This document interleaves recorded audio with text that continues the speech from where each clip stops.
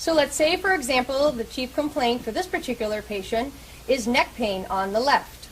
So we, of course, are concerned and want to address this neck pain, but we want to find out if it's actually the thing that needs to be fixed and handled. So what I'm going to do is apply some pressure along the neck on the left here, trying to elicit on purpose a weakness so I can find where this patient's actual pain is stemming from. Now, I can have my hand on several different locations. It can be just a general pain pattern that when I apply pressure causes this weak response.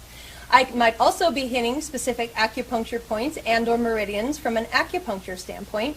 And I also could be on specific vertebral levels from a chiropractic standpoint. The next thing we must determine, though, is what else might be going on in the case. So the next step of the procedure is to do what we call a body scan. So what we do is we start at the top of the patient's body, okay, coming down, and let's say we get weakness here. This would also be an area of stress. So my hand was on the thyroid gland. So this is the body's way of indicating that there might be some stress or upset on the thyroid gland in addition to whatever's going on in the neck region. So I'm going to continue on with my body scan to see if I don't find any additional areas. And say I continue on and I come over here and I get weakness here. My hand here is on the liver. So now I have some general pain situation on the left on the neck. I have a weak thyroid and I have a weak liver. So I'm going to continue on the rest of the body scan and continuing to check all the organs and areas as I go along. And let's say I get weakness here and I get weakness here. That hand contact was on the adrenal gland. So now in completing my analysis at this step of the procedure, I now know I have not only a neck situation on the left, I also have some kind of compromise on my thyroid, my liver, and my adrenal glands. The next step of the technique, step 5, is to prioritize out which one is the one to handle. So how we determine this is we put the patient in what we call priority mode. It's a hand mode. And then we're going to go back and reassess these 4 locations that we had. And then you go and you put some pressure on that neck now in the priority mode, and the arm now locks or stays strong. This is the body's way of telling you, though this is an area of upset, it's not the priority.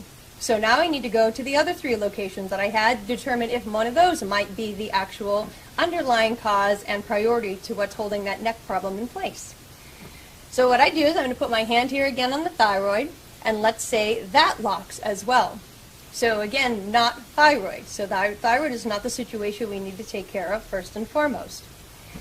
Let's say we go over here to the liver and I do get weakness. So this is the body's way of indicating that the most likely priority we have is the liver. But we didn't check the adrenal glands yet, so let's go do that to confirm. And the adrenal on the right locks, and the adrenal on the left locks.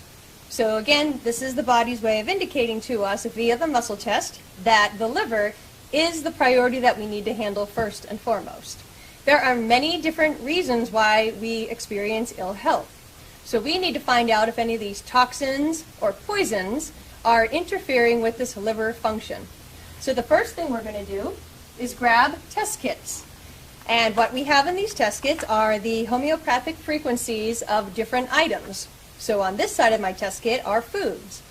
So I put that on the body, and then I'm going to reconfirm the liver situation and find out and determine if foods are an interfering factor of what this liver is having to deal with.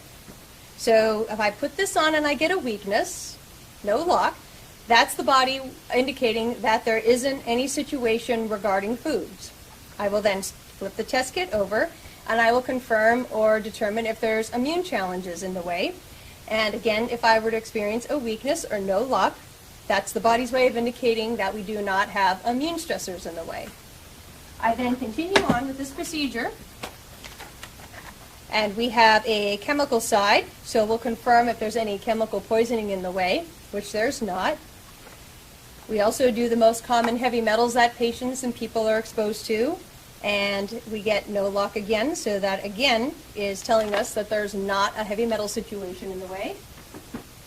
And the last thing we do is we determine neurological interference that scars can produce, and then I'll check that and no. So in this particular liver situation, there are no barriers or stressors in the way.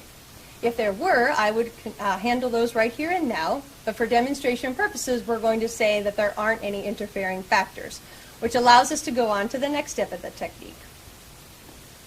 The next step of the technique is then determining the specific nutritional support that this liver needs in order to heal. Now, the mistake we've noticed, and I personally experienced as a practitioner prior to doing this work, is putting the patient on any liver support based on my clinical training or guessing sometimes. So that's what gets us into trouble. So let's say, for example, I know a great herbal therapy for the liver. So, of course, you can take a sample bottle of that herbal therapy and put that on the body. And in order to determine if this is the correct nutrition for this liver situation, when I go back and recheck this muscle, match my pressure, the arm goes weak. Now, this is the body's way of indicating that this is actually the wrong therapy for this liver, because what we're looking for here is a lock. So if we put a different herbal therapy on, and then I say match my pressure, and now I get a lock, this is the body's way of indicating that it prefers this herbal therapy over this herbal therapy.